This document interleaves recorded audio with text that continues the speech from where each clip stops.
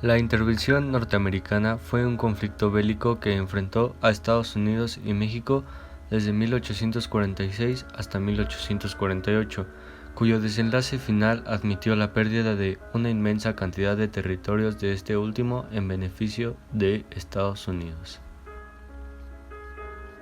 Esta guerra tuvo dos principales y muy importantes causas. La primera fue la anexión de la República de Texas el 29 de diciembre de 1845 a Estados Unidos, que lo convirtió en su 28º estado.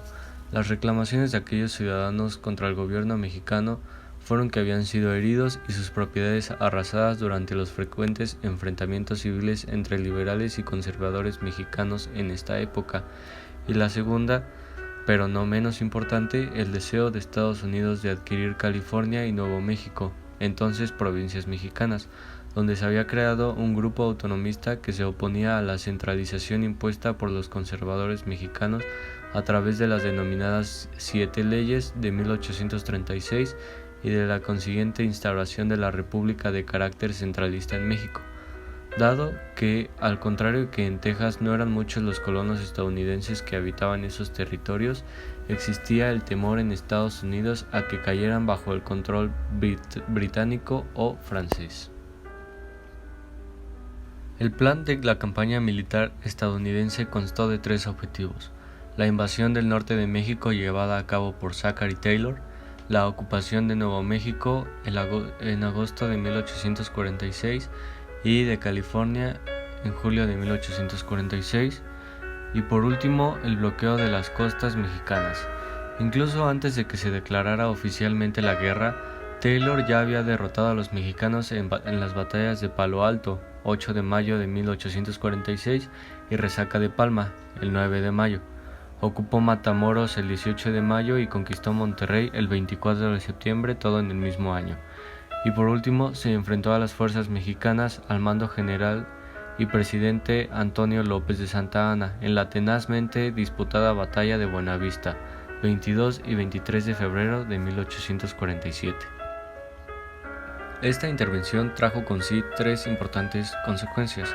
La primera es el Tratado de Guadalupe Hidalgo, que se firmó el 2 de febrero de 1848.